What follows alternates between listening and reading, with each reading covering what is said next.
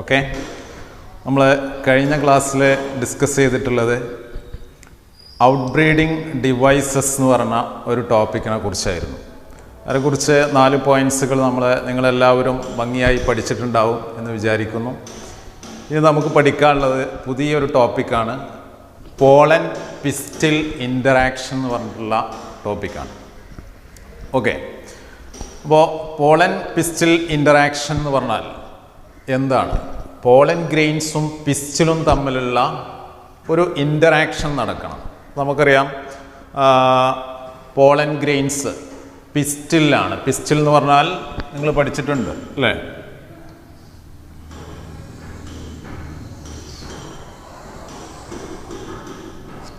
ഇതാണല്ലോ പിസ്റ്റിൽ അല്ലേ? അപ്പോൾ ഇത് മൊത്തത്തിൽ നമുക്ക് പിസ്റ്റിൽ എന്ന് പറയാം അല്ലേ? അപ്പോൾ അതിന് പിസ്റ്റിലിൻ്റെ 3 ഭാഗങ്ങൾ നമ്മൾ പഠിച്ചതാണ് അല്ലേ? ഏതൊക്കെയാണ്? ഒന്ന് സ്റ്റിഗ്മ, സ്റ്റൈൽ അല്ലേ? Style, ovary. ഏതൊക്കെയാണ്? Stigma, style, ovary. നേരത്തെ നമ്മൾ പഠിച്ച കാര്യങ്ങളാണ്. അപ്പോൾ പോളൻ ഗ്രെയിൻസ് വ്യത്യസ്തമായിട്ടുള്ള മെത്തേഡ് നമ്മൾ പഠിച്ചു പോളിനേഷൻ്റെ. ആ പോളിനേഷൻ മെത്തേഡ് വഴി പോളൻ ഗ്രെയിൻസ് എന്ത് ചെയ്യും? വിൻഡിലൂടെ, കാറ്റിലൂടെയൊക്കെ പാറി എന്ത് ചെയ്യും? സ്റ്റിഗ്മയിൽ വന്നിരിക്കും അല്ലേ? അല്ലെങ്കിൽ ഇൻസെക്റ്റുകൾ കൊണ്ടുവന്ന് വെക്കും അല്ലേ? അതേപോലെ പല രൂപത്തിൽ പോളൻ ഗ്രെയിൻസ് എന്ത് ചെയ്യുന്നു? സ്റ്റിഗ്മയിൽ വന്നിരിക്കും. അപ്പോൾ different agents, based on different agents pollen grains R different types അല്ലേ? അതൊക്കെ നമ്മൾ കഴിഞ്ഞ ക്ലാസ്സിൽ പഠിച്ച കാര്യങ്ങളാണ്. അപ്പോൾ പോളൻ ഗ്രെയിൻസ് സ്റ്റിഗ്മയിൽ വന്നിരുന്നാൽ ആ right type of pollen grains തന്നെയാണോ ഇവിടെ എത്തിയിട്ടുള്ളത്? ഫോർ എക്സാമ്പിൾ, നമ്മളിപ്പോൾ മാംഗോ ഫ്ലവേഴ്സ്, ഒരു മാംഗോ ഫ്ലവറിൻ്റെ പിസ്റ്റിൽ, ആ പിസ്റ്റിലിൽ അല്ലെങ്കിൽ മാംഗോ ഫ്ലവറിൻ്റെ സ്റ്റിഗ്മയിലാണ് പയറിൻ്റെ പോളൻ ഗ്രെയിൻസ് എത്തിച്ചേർന്നതെന്ന് വിചാരിക്കുക. അപ്പോൾ അവിടെ പോളൻ ഗ്രെയിൻസ് ജാമിനേറ്റ് ചെയ്ത് ഇവിടെയുള്ള ഒബ്യൂൾസ് ഓവറിയിലാണല്ലോ ഉണ്ടാവുക അല്ലേ? അപ്പോൾ ഈ ഒബ്യൂൾസുമായിട്ട് ഫ്യൂഷൻ നടക്കുമോ? അപ്പോൾ അങ്ങനെ ഫ്യൂഷൻ നടന്നാൽ ഉണ്ടാകുന്ന പ്രോഡക്റ്റ് എന്തായിരിക്കും? അപ്പോൾ ആക്ച്വലി ഡിഫറെൻ്റ് ടൈപ്സ് അല്ലെങ്കിൽ വ്യത്യസ്തമായിട്ടുള്ള ഒരു പ്ലാന്റ്സിൻ്റെ പോളൻ ഗ്രെയിൻസ് ഇവിടെ വന്നിരുന്നാൽ ഒരിക്കലും എന്ത് ചെയ്യില്ല, ഇവിടെ പോളിനേഷൻസ് അല്ലെങ്കിൽ ഫ്യൂഷൻ, ഫെർട്ടിലൈസേഷൻ നടന്ന് പുതിയ സീഡ് ഉണ്ടാവില്ല. അപ്പോൾ യഥാർത്ഥത്തിലുള്ള മാംഗോ ഫ്ലവേഴ്സിൻ്റെ പിസ്റ്റിൽ അതിൻ്റെ സ്റ്റിഗ്മയിൽ വന്നിരിക്കുന്നത് മറ്റൊരു മാംഗോ ഫ്ലവറിൻ്റെ ആന്തറിൽ നിന്നുള്ള പോളൻ ഗ്രെയിൻസ് തന്നെ ആയിരിക്കണം. എങ്കിൽ മാത്രമേ അവിടെ എന്തുണ്ടാവുള്ളൂ? പോളൻ ഗ്രെയിൻസ് താഴോട്ട് ജാമിനേറ്റ് ചെയ്ത് ഇവിടെയുള്ള ഒബ്യൂൾസുമായിട്ട് ഫ്യൂഷൻ നടക്കുകയുള്ളൂ. അപ്പോൾ ഇവിടെ പോളൻ ഗ്രെയിൻസ് സ്റ്റിഗ്മയിലെത്തി, അവിടെ നിന്ന് താഴോട്ട് ഇപ്പോൾ right type of pollen grains യഥാർത്ഥത്തിലുള്ള ഒരേ സ്പീഷീസിൽപ്പെട്ട പോളൻ ഗ്രെയിൻസ് തന്നെയാണോ എത്തിയിട്ടുള്ളത് മനസ്സിലാക്കുന്നതിന് ലേറ്റസ്റ്റ് ആയിട്ട് ഇപ്പോൾ സയൻറ്റിസ്റ്റുകൾ കണ്ടെത്തിയിട്ടുള്ളതെന്ന് വെച്ചാൽ അവിടെ ചില കെമിക്കൽ കോമ്പോണൻസിൻ്റെ ഇൻ്ററാക്ഷൻസ് നടക്കുന്നുണ്ട്. പോളൻ ഗ്രെയിൻസിൽ നിന്ന് കെമിക്കൽ കോമ്പോണൻസ് റിലീസ് ചെയ്യുന്നുണ്ട്. അതേപോലെ തന്നെ സ്റ്റൈലിലും അല്ലെങ്കിൽ സ്റ്റിഗ്മയിലും ചില കെമിക്കൽ കോമ്പോണൻസിൻ്റെ ഇൻ്ററാക്ഷൻസ്, ഒരുതരം മിക്സിങ്. അപ്പോൾ നമ്മൾ കേട്ടിട്ടുണ്ടാവും ഡിഫറെൻ്റ് ബ്ലഡ്, ഒരേ ഗ്രൂപ്പ് ബ്ലഡ് മാത്രമേ നമ്മൾ ഡൊണേറ്റ് ചെയ്യാറുള്ളൂ അല്ലേ? എന്തുകൊണ്ടാണ് അങ്ങനെ? ഇപ്പോൾ ഒരാളെ O പോസിറ്റീവ് ഉള്ള ഒരാൾക്ക് AB പോസിറ്റീവ് ഉള്ള ബ്ലഡ് അല്ലേ, അത് തമ്മിൽ എന്ത് ചെയ്യില്ല, AB നെഗറ്റീവ് ഉള്ള ബ്ലഡുമായിട്ട് ഇൻ്ററാക്ട് ചെയ്യും. അപ്പോൾ അങ്ങനെ ചില ബ്ലഡ് ഗ്രൂപ്പുകൾ തമ്മിൽ ഒരു ഇൻ്ററാക്ഷൻസ് ഉണ്ടാവും അല്ലേ? അല്ലെങ്കിൽ ചില ചേരാത്ത ബ്ലഡ് ഗ്രൂപ്പുകൾ തമ്മിൽ കൊയാഗുലേഷൻസ് നടക്കും. അത് നിങ്ങൾ കേട്ടിട്ടുണ്ടാവും. അപ്പോൾ അതേപോലെ തന്നെ യഥാർത്ഥത്തിലുള്ള പോളൻ ഗ്രെയിൻസ് ഇവിടെ എത്തിയാൽ മാത്രമേ ഇവിടെ ഒരു ഇൻ്ററാക്ഷൻസ്, അവ തമ്മിലൊരു ഇൻ്ററാക്ഷൻ നടക്കുന്നുണ്ട്. ആ ഇൻ്ററാക്ഷൻ നടന്നതിൻ്റെ ഫലമായിട്ട് പോളൻ ട്യൂബ് താഴോട്ടുണ്ടാവും. ഇപ്പോൾ നോക്കുക, ശ്രദ്ധിക്കുക, പോളൻ ട്യൂബ് താഴോട്ട് വളരും അല്ലേ? എന്തിനാണ് താഴോട്ട് വളരുന്നത്? പോളൻ ഗ്രെയിൻസിൽ എന്തുണ്ടാവും? മെയിൽ ഗ്യാമീറ്റ്സ് ഉണ്ടാവും അല്ലേ? അപ്പോൾ നമ്മൾ പഠിച്ചിട്ടുണ്ട് 2 celled 60% of the plants R pollen grains R shed with 2 celled stages. Okay, അതായത് ജനറേറ്റീവ് സെല്ലും വെജിറ്റേറ്റീവ് സെല്ലും. അതേപോലെ തന്നെ 40% of pollen grains R shed with 3 celled stages. അപ്പോൾ ഇവിടെ എത്തിയിട്ടുള്ള പോളൻ ഗ്രെയിൻസിന് മിക്കവാറും 3 celled സ്റ്റേജ് ആയിരിക്കും. എന്ന് വെച്ചാൽ 2 മെയിൽ ഗ്യാമീറ്റ്സ് ഉണ്ടാവും, ഒരു വെജിറ്റേറ്റീവ് സെല്ലും ഉണ്ടാവും. അപ്പോൾ നമുക്ക് ആവശ്യമുള്ള 2 മെയിൽ ഗ്യാമീറ്റ്സുകളാണ്. അപ്പോൾ ഈ മെയിൽ ഗ്യാമീറ്റ്സുകളെ കൊണ്ട് താഴോട്ട് പോളൻ ട്യൂബാണ് കൊണ്ടുവരുന്നത്. ഇതാണ് പോളൻ ട്യൂബ്. അപ്പോൾ പോളൻ ട്യൂബ് താഴോട്ട് മെയിൽ ഗ്യാമീറ്റ്സിനെ ക്യാരി ചെയ്യാൻ വേണ്ടിയിട്ടാണ് പോളൻ ട്യൂബ് താഴോട്ട് വരുന്നത്, അല്ലേ?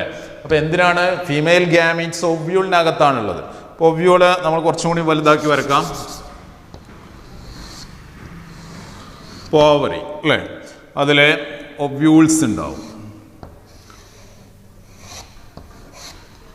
Ovules,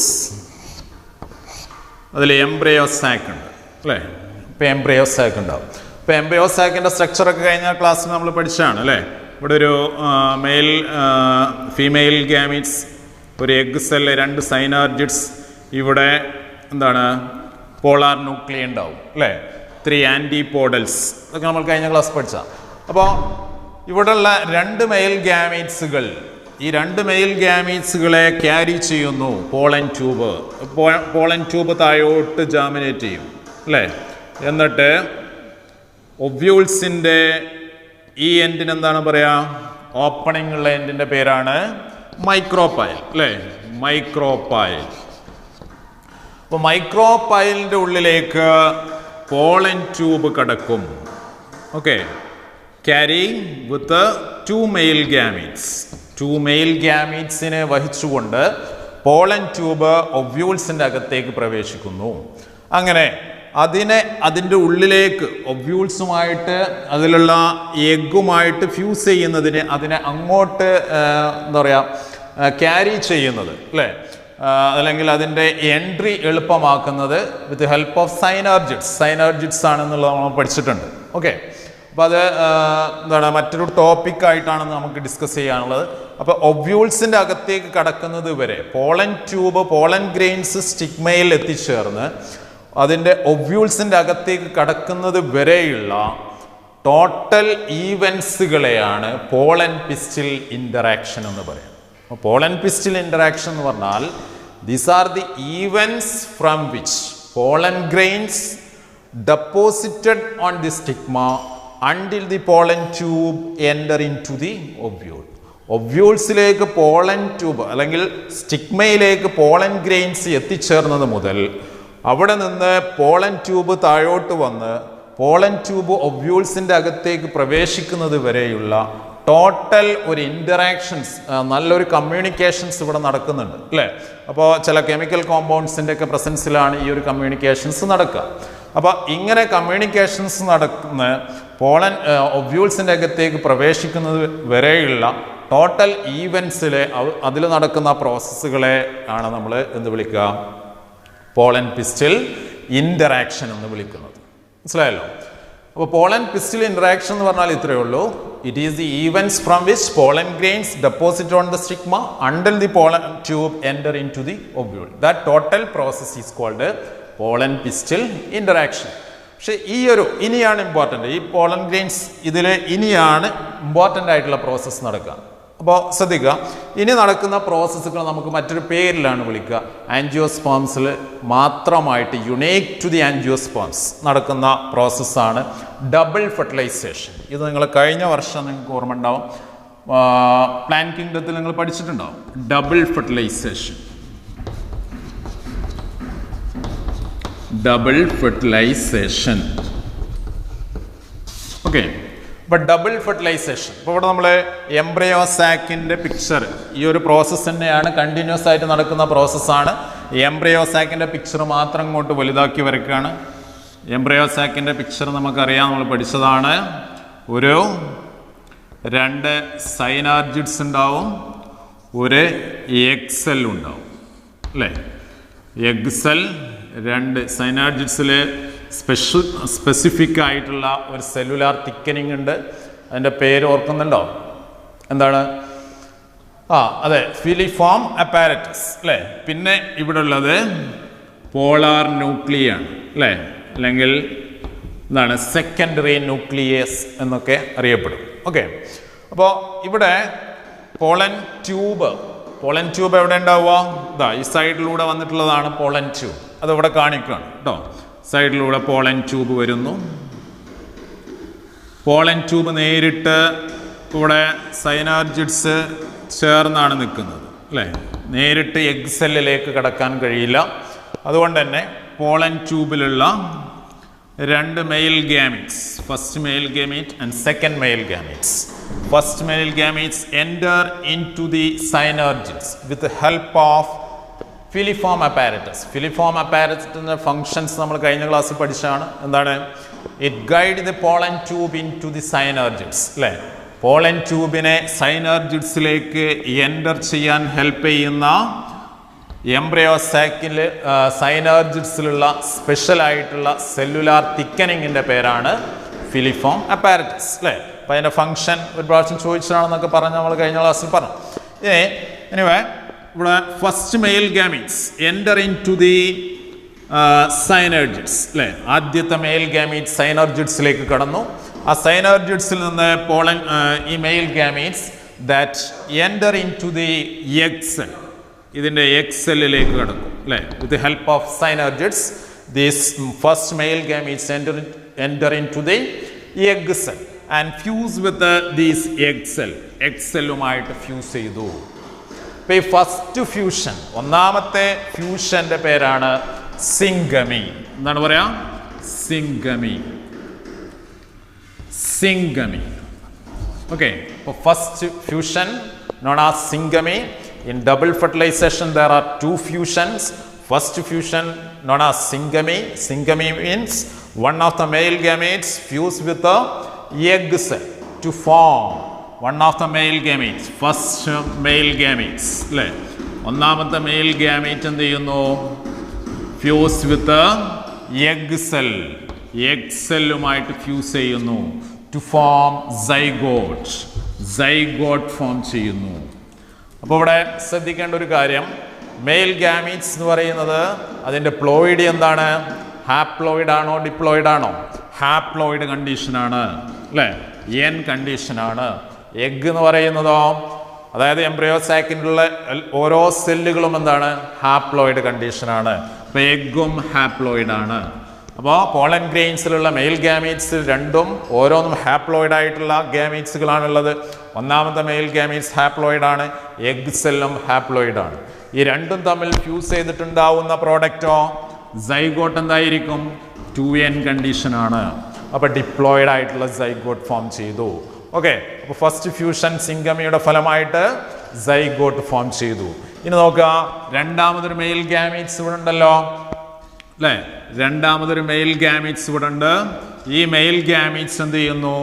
that move towards the polar nuclei. Polar ന്യൂക്ലിയയുടെ അടുത്തേക്ക് മൂവ് ചെയ്യും.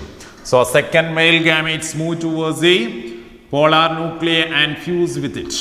ഓക്കെ. അതുമായിട്ട് ഫ്യൂസ് ചെയ്യും. അപ്പോൾ ശ്രദ്ധിക്കുക, ഈ ഫ്യൂഷൻ്റെ പേരാണ്, സെക്കൻഡ് ഫ്യൂഷൻ്റെ പേരാണ് ട്രിപ്പിൾ ഫ്യൂഷൻ എന്നാണ് അറിയപ്പെടുക. Triple fusion. Okay. Second fusion that is known as triple fusion. എന്തുകൊണ്ടാണ് ട്രിപ്പിൾ ഫ്യൂഷൻ എന്ന് വിളിക്കാൻ കാരണം? നമ്മൾ പറഞ്ഞു ഇവിടെ ആദ്യത്തെ മെയിൽ ഗാമീറ്റ്സ് ഹാപ്ലോയിഡ് കണ്ടീഷനാണ്. അതേപോലെ തന്നെ ട്രിപ്പിൾ ഫ്യൂഷനിൽ ഇൻവോൾവ് ചെയ്യുന്ന സെല്ലുകൾ ഏതൊക്കെയാണ്? ഒന്നാമത്തത് സെക്കൻഡ് മെയിൽ ഗാമീറ്റ്സ് അല്ലേ. സെക്കൻഡ് മെയിൽ ഗാമീറ്റ്സ് ഉണ്ട്. സെക്കൻഡ് മെയിൽ ഗാമീറ്റ്സ് ആൻഡ് പിന്നെ രണ്ട് പോളാർ ന്യൂക്ലിയകളുണ്ട് അല്ലേ. പോളാർ ന്യൂക്ലിയ എന്ന് പറഞ്ഞാൽ എന്താണ്? രണ്ടെണ്ണാണ്. 2n ആണ് അല്ലേ. രണ്ടെണ്ണാണ്. ഓരോ രണ്ട് ന്യൂക്ലിയകൾ ഇവിടെ കണ്ടില്ലേ. അപ്പോൾ ഓരോന്നും ഓരോ എന്നുകളാണ്. അപ്പോൾ രണ്ട് എന്നുകൾ അതിലുണ്ട് അല്ലേ. അപ്പോൾ 2n കണ്ടീഷനാണ്. മെയിൽ ഗാമീറ്റ്സ് എന്ന് പറയുന്നതോ n കണ്ടീഷനാണ്. അപ്പോൾ 3 എന്നുകളാണ് ഇവിടെ പങ്കെടുക്കുന്നത് അല്ലേ. അപ്പോൾ involving 3n. So this fusion is called triple fusion. As a result of this fusion, there are one primary endosperm nucleus are formed. As a result of triple fusion, primary endosperm nucleus are formed. That means 3n condition ആണ്. അതായത് ഇവിടെ ഒരു ഒന്നും ഈ രണ്ട് എന്നുകളും തമ്മിൽ കൂടിച്ചേർന്ന് 3n കണ്ടീഷനുള്ള primary endosperm nucleus ആണ് ഇവിടെ ഫോം ചെയ്യുന്നത്. ഓക്കെ, അപ്പോൾ ഇതിനെ വിളിക്കുന്ന പേരാണ് പ്രൈമറി എൻഡോസ്പേം ന്യൂക്ലിയസ്. ഓക്കെ, അപ്പോൾ ഇതാണ് ഡബിൾ ഫെർട്ടിലൈസേഷൻ. ഇത് വളരെ ഇമ്പോർട്ടൻ്റ് ആയിട്ടുള്ള ഒരു ടോപ്പിക്കാണ്, പലപ്പോഴും ചോദിക്കുന്ന പാർട്ടാണ് ഡബിൾ ഫെർട്ടിലൈസേഷൻ. ഡബിൾ ഫെർട്ടിലൈസേഷനിൽ മെയിനായിട്ട് വരുന്നത് രണ്ട് ഫ്യൂഷൻസ് ആണ്. ഒന്നാമത്തെ ഫ്യൂഷനാണ് സിംഗമി, രണ്ടാമത്തെ ഫ്യൂഷനാണ് ട്രിപ്പിൾ ഫ്യൂഷൻ. മനസ്സിലായല്ലോ? So this is the double fertilisation. ഇപ്പോൾ ഇവിടെ സ്റ്റിഗ്മയിൽ വന്നിട്ടുള്ള പോളൻ ഗ്രെയിൻസ് പോളൻ പിസ്റ്റിൽ ഇൻട്രാക്ഷൻ്റെ ഫലമായിട്ട് എവിടെ എത്തി? ഒവ്യൂൾസിലേക്ക് കടന്നു. ഒവ്യൂൾസിലേക്ക് ആദ്യത്തെ മെയിൽ ഗാമീറ്റ്സ് എഗ് സെല്ലുമായി ഫ്യൂസ് ചെയ്ത് സിംഗമി നടന്നു. സിംഗമിയുടെ ഫലമായിട്ട് സൈഗോട്ട് ഉണ്ടായി. അതേപോലെ തന്നെ രണ്ടാമത്തെ male gametes, second male gametes fuse with polar nuclei to form triploid primary endosperm nucleus. ഇതിന് ട്രിപ്ലോയിഡ് ആണെന്ന് പറയാം അല്ലേ? പ്ലോയിഡ് ട്രിപ്ലോയിഡ് ആണ്. ഡിപ്ലോയിഡ് എന്ന് പറഞ്ഞാൽ 2n ആണ്. ഇവിടെ ട്രിപ്ലോയിഡ് ആണ്. 3n കണ്ടീഷനിലുള്ള ഒരു സെല്ലാണ് ഫോം ചെയ്യുന്നത്. ഓക്കെ, ഇപ്പോൾ ഇവിടെ as a result of double fertilization, as the result of first fusion, zygote are formed. അല്ലേ? ഇപ്പോൾ സൈഗോട്ട് ഉണ്ടായി. ഈ സൈഗോട്ടിന് എന്ത് സംഭവിക്കും? Zygote develop into embryo ആയിട്ട് മാറും. സൈഗോട്ട് ഡെവലപ്പ് ചെയ്തിട്ട് എംബ്രിയോ ആയിട്ട് മാറും അല്ലേ? അതേപോലെ primary endosperm nucleus develop to form endosperm. Endosperm എന്ന് പറയുന്ന ഒരു ന്യൂട്രിറ്റീവ് ടിഷ്യൂ ആയിട്ട് മാറും. ഓക്കെ, അപ്പോൾ നമ്മൾ സാധാരണ തേങ്ങ വെള്ളത്തിൽ തേങ്ങ എടുത്ത് നോക്കുകയാണെങ്കിൽ അതിൽ എന്താണ് തേങ്ങാ വെള്ളം എന്ന് പറയുന്നത് ഈ പ്രൈമറി എൻഡോസ്പേം ന്യൂക്ലിയസിൽ നിന്നിട്ടുണ്ടായിട്ടുള്ള എൻഡോസ്പേം ആണ്. ഓക്കെ, എന്നാൽ സൈഗോട്ട് ഡെവലപ്പ് ചെയ്ത് എംബ്രിയോ ആയിട്ട് മാറിയിട്ടുണ്ടാവും. ആ എംബ്രിയോ തേങ്ങയിൽ എവിടെ ഉണ്ടാവുക? ഇപ്പോൾ 3 കണ്ണുള്ള ഭാഗത്ത് ഏതെങ്കിലും ഒരു കണ്ണിൻ്റെ ഉള്ളിലായിട്ട് ചെറിയൊരു മുട്ട് പോലെ, നല്ല വൈറ്റ് കളറിലുള്ള മുട്ട് പോലെ കാണാം. ഓക്കെ, അപ്പോൾ അതാണ് എൻഡോസ്പേമും അതേപോലെ എംബ്രിയോയും. മനസ്സിലായല്ലോ? ഇതാണ് ഡബിൾ ഫെർട്ടിലൈസേഷൻ. അപ്പോൾ നന്നായിട്ട് എന്ത് ചെയ്യണം? വർക്ക് ചെയ്ത് പഠിക്കണം. ഡബിൾ ഫെർട്ടിലൈസേഷനും അതേപോലെ പോളൻ പിസ്റ്റിൽ ഇൻറ്ററാക്ഷൻ. അടുത്തതായിട്ട് നമുക്ക് പഠിക്കാനുള്ളത് ആർട്ടിഫിഷ്യൽ ഹൈബ്രിഡൈസേഷൻ എന്ന് പറയുന്ന ടോപ്പിക്കാണ്. Okay, artificial hybridisation.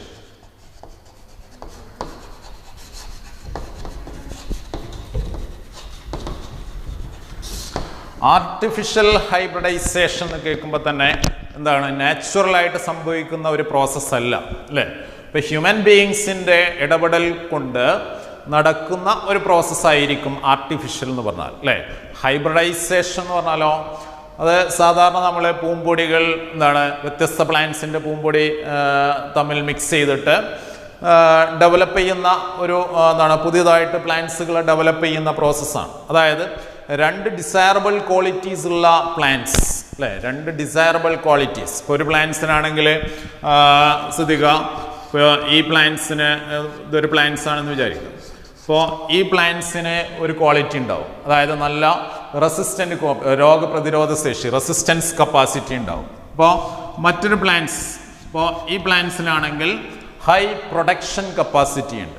അപ്പോൾ ഇതിൻ്റെ ഫസ്റ്റ് പ്ലാന്റിൻ്റെ ഡിസൈറബിൾ ക്വാളിറ്റി എന്താണ്? റെസിസ്റ്റൻ്റ് കപ്പാസിറ്റിയാണ് അല്ലേ? അപ്പോൾ ഇവിടെ സെക്കൻഡ് പ്ലാന്റ്സിൻ്റെ ഡിസൈറബിൾ ക്വാളിറ്റി എന്താണ്?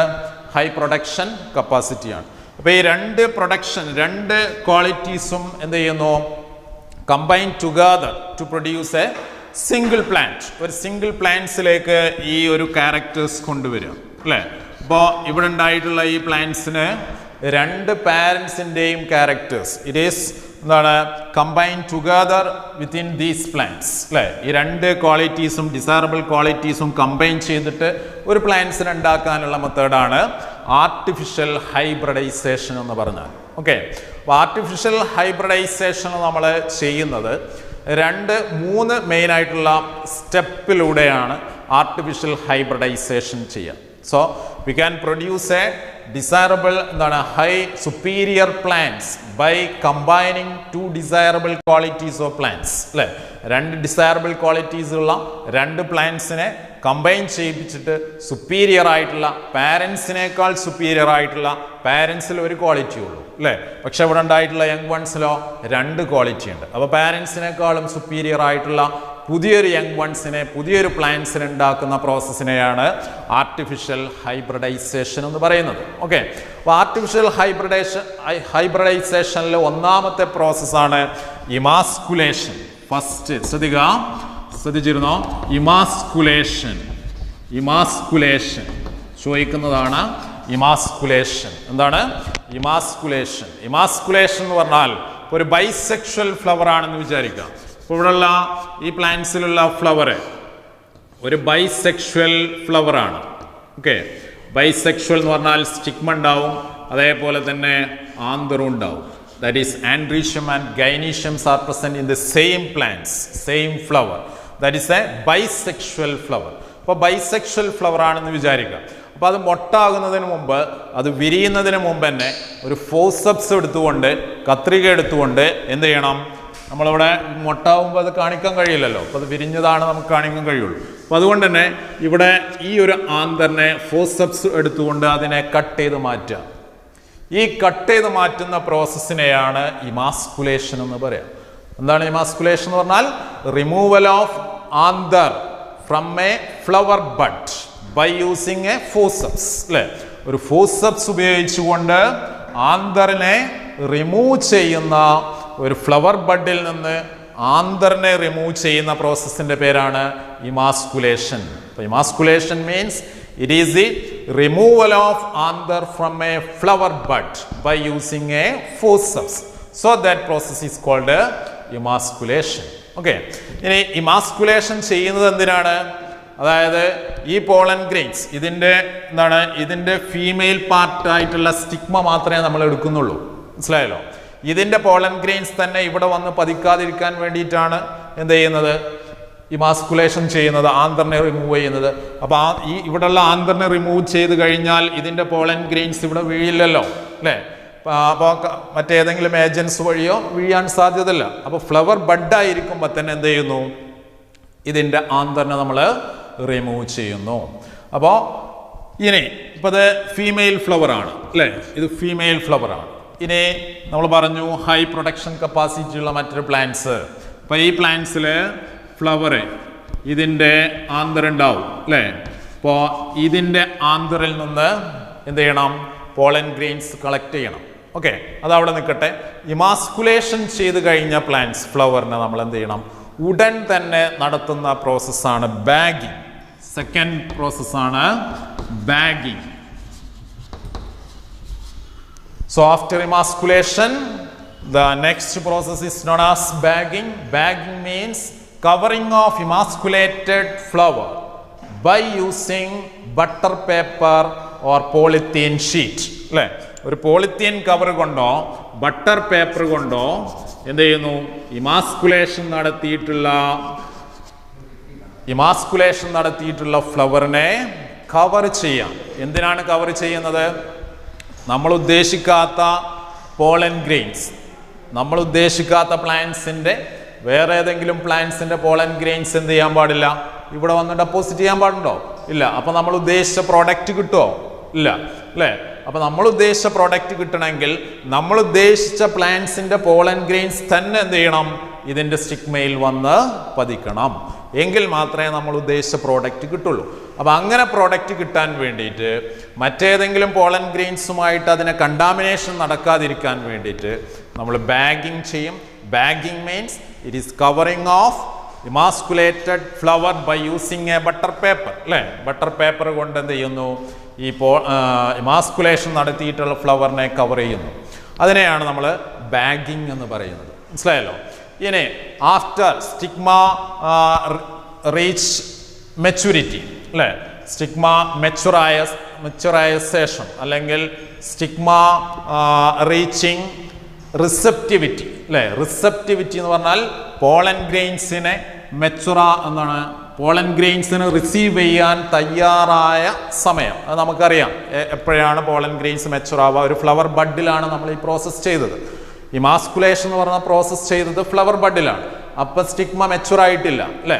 അപ്പം മെച്ചുർ ആകുന്നൊരു സമയം ഓൾറെഡി നമുക്കറിയാം. ആ സമയത്ത് എന്ത് ചെയ്യുന്നു, ഇതിൻ്റെ കവറിങ് പോളിത്തീൻ ഷീറ്റ് അഴിച്ചു മാറ്റുന്നു. അതിനുശേഷം pollen grains from the desirable plants are collected and dusted on the stigma അല്ലേ.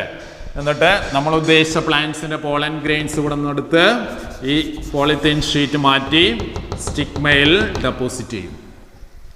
ഓക്കെ, അപ്പോൾ pollen grains from the desirable plants are collected and dusted on the stigma and again rebagging. എന്ത് ചെയ്യുന്നു, വീണ്ടും cover ചെയ്യണം അല്ലേ. അതെന്തിനാ, മറ്റേതെങ്കിലും pollen grains ഉടൻ തന്നെ വരാം അല്ലേ, കാറ്റ് വഴി വരാം അല്ലേ, ഇൻസെക്റ്റ് വഴി വരാം. അങ്ങനെ വരാതിരിക്കാൻ വേണ്ടിയിട്ട് ഉടൻ തന്നെ എന്ത് ചെയ്യണം, റീബാഗിങ് ചെയ്യണം. റീബാഗിങ്. ഓക്കെ, സോറി, മൂന്നാമത്തെ പ്രോസസ്സായിട്ട് നമ്മൾ പറഞ്ഞത് എന്താണ്, ആർട്ടിഫിഷ്യൽ പോളിനേഷൻ ആണ്. Artificial pollination. എന്തുകൊണ്ടാണ് ആർട്ടിഫിഷ്യൽ പോളിനേഷൻ എന്ന് പറഞ്ഞത്? ഇത് നാച്ചുറലായിട്ട് ഇൻസെക്റ്റ് വഴിയോ വിൻഡ് വഴിയോ വരുന്നതാണോ? അല്ല, നമ്മൾ കളക്ട് ചെയ്ത് നമ്മളാണ് ഇവിടെ ഡെപ്പോസിറ്റ് ചെയ്തത്. അതുകൊണ്ടാണ് അതിന് എന്ത് പറയുന്നത്, ആർട്ടിഫിഷ്യൽ പോളിനേഷൻ എന്ന് പറയുന്നത്. അപ്പോൾ ആർട്ടിഫിഷ്യൽ പോളിനേഷൻ നടത്തി അതിനുശേഷം എന്ത് ചെയ്യുന്നു, ആർട്ടിഫിഷ്യൽ പോളിനേഷൻ നടത്തി ഉടനെ എന്ത് ചെയ്യണം, റീബാഗിങ് ചെയ്യണം, കവർ ചെയ്യണം. അപ്പോൾ നാലാമത്തെ സ്റ്റെപ്പായിട്ട് നമുക്ക് പറയാം റീബാഗിങ്. ഓക്കെ, അപ്പോൾ ഇതാണ് 4 പ്രോസസ്സ്, ആർട്ടിഫിഷ്യൽ ഹൈബ്രിഡൈസേഷൻ്റെ 4 പ്രോസസ്സ്. ഓരോ പ്രോസസ്സും എന്താണെന്നുള്ളത് മനസ്സിലാക്കുക. 4 മെയിനായിട്ടുള്ള പ്രോസസ്സാണ് ഇതിലുള്ളത്. എന്താണ് ആർട്ടിഫിഷ്യൽ ഹൈബ്രിഡൈസേഷൻ ഞാൻ പറഞ്ഞു, അതൊന്നും കൂടെയും റിപ്പീറ്റ് ചെയ്ത് കേൾക്കുക. അതേപോലെ തന്നെ ആദ്യത്തെ സ്റ്റെപ്പ് മാസ്കുലേഷൻ പറഞ്ഞു, ബാഗിങ് പറഞ്ഞു, ആർട്ടിഫിഷ്യൽ പോളിനേഷൻ, റീബാഗിങ്. അപ്പോൾ സംശയം ഉണ്ടെങ്കിൽ വീണ്ടും റിപ്പീറ്റ് ചെയ്ത് കേട്ടാൽ മതി, വീണ്ടും ആവർത്തിക്കേണ്ട ആവശ്യമില്ല. അപ്പോൾ ആർട്ടിഫിഷ്യൽ ഹൈബ്രിഡൈസേഷൻ നന്നായിട്ട് പഠിക്കുക, അതിൻ്റെ സ്റ്റെപ്പുകൾ പഠിക്കുക. ഇതാണ് ഇന്നത്തെ വീഡിയോയിൽ നമ്മൾ പഠിക്കാൻ ഉദ്ദേശിച്ചിട്ടുള്ളത്. അപ്പോൾ ആദ്യം നമ്മൾ പറഞ്ഞത് പോളൻ പിസ്റ്റൽ ഇൻറ്ററാക്ഷൻ അല്ലേ. പോളൻ പിസ്റ്റൽ ഇൻറ്ററാക്ഷൻ എന്താണെന്നും അതേപോലെ അതിൻ്റെ ഫലമായിട്ട് ഇമ്പോർട്ടൻ്റ് ആയിട്ടുള്ള 2 പ്രോസസ്സുകളാണ് ഇതിൽ നടക്കുക. Double fertilisation. അപ്പോൾ ഡബിൾ ഫെർട്ടിലൈസേഷൻ്റെ സ്റ്റെപ്പുകൾ ഇമ്പോർട്ടൻ്റ് ആണ്, പ്രീവിയസ് ക്വസ്റ്റ്യൻ എടുത്താൽ നിങ്ങൾക്ക് കാണാൻ പറ്റും. അതേപോലെ തന്നെ അടുത്ത സ്റ്റെപ്പായിട്ട് പറഞ്ഞ അടുത്ത പ്രോസസ്സായിട്ട് പറഞ്ഞ ആർട്ടിഫിഷ്യൽ ഹൈബ്രിഡൈസേഷനും അതിൻ്റെ സ്റ്റെപ്സുകളും വളരെ നന്നായിട്ട് ആദ്യം മുതൽ അവസാനം വരെ നിങ്ങൾ ശ്രദ്ധിച്ച് പഠിക്കേണ്ട ടോപ്പിക് കൂടെയാണ്. ഞാൻ വീണ്ടും ആവർത്തിക്കുകയാണ്, ഈ ചാപ്റ്ററിൽ നിന്ന് ഏറ്റവും കൂടുതൽ മാർക്കിന് വരുന്ന ഏറ്റവും കൂടുതൽ വെയിറ്റേജ് ഉള്ള ചാപ്റ്ററാണല്ലോ. ഒന്ന് കാര്യം പ്രത്യേകം ഓർത്തുകൊണ്ട് എല്ലാ ഭാഗങ്ങളും ടച്ച് ചെയ്ത് ഒരു ഭാഗം ഒഴിവാക്കാതെ തന്നെ പഠിക്കുക. ഓക്കെ, അപ്പോൾ ഇന്നത്തെ ക്ലാസ് നമ്മൾ അവസാനിപ്പിക്കുകയാണ്. Thank you.